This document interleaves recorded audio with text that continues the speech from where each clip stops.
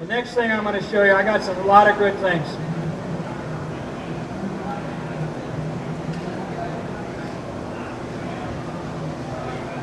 This is my B.A.S.S version of the build rod.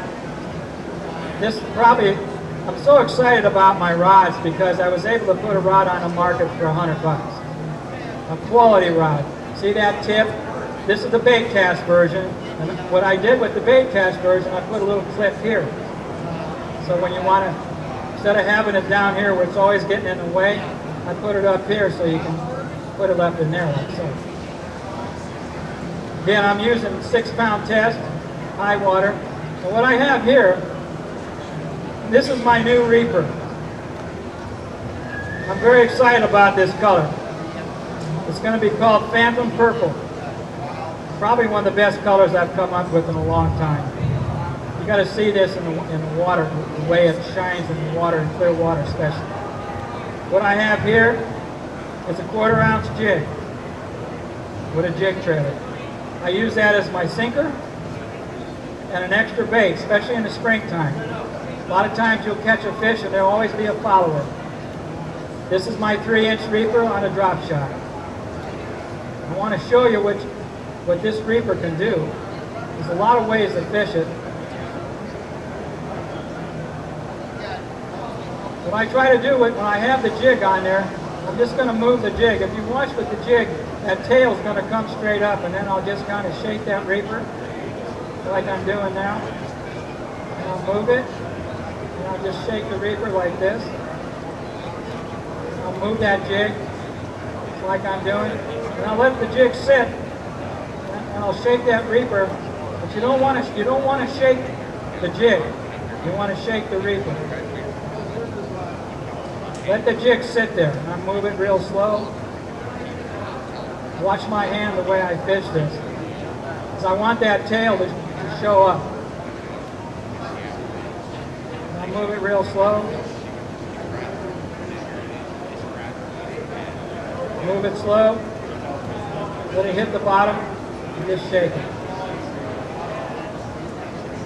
A lot of times I'll just fit right down on structure when I'm watching my electronic, and I'll just let it sit there, and I'll just let it sit there, like I'm doing here. What I like about this, you have 2 baits, you got a weed guard, where you don't have to get stuck all the time, especially when you're fishing this time of year. You're not going to, the fish will start to move up. I'm going to move that Reaper. So I'm shaking it real slow, and I'll let it sit a little bit, and I'll shake it real slow. Move it like I'm doing. And watch that tail on that jig. Move it real slow, and I'll just let it sit. The one thing about drop shotting, whether you're using jigs or sinkers, you don't want to shake the sinker. You want to shake the bait. Let the bait sit on the bottom. Throw it out again.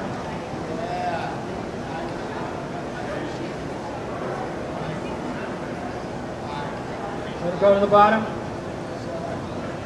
Just barely shake it. And then just move it along, just like I'm doing.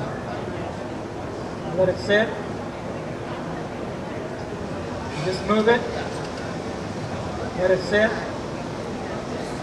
Watch my tip now, the way I'm fishing. A lot of this is feel. To be a good worm fisherman, you got to have the feel.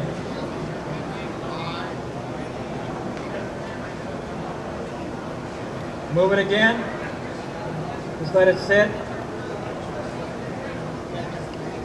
But when you're fishing jigs and you're fishing a drop shot type technique, you don't be aggressive with it. Slow down and just kind of move it slow. Throw it out one more time. Again, this is a great technique in the springtime.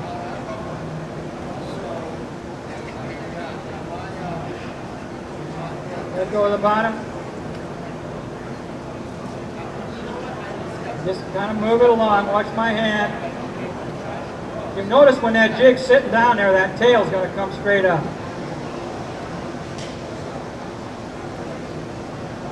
See how that fish, when I was shaking it, that fish grabbed that bait as I was just sitting there. And I'm only shaking the reefer.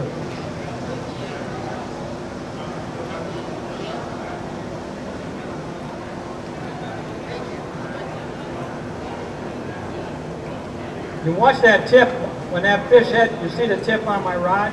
That's what I love about my rod. I took the doodle rod and redesigned it and put the doodle rod in with a 7-foot rod, 6'9".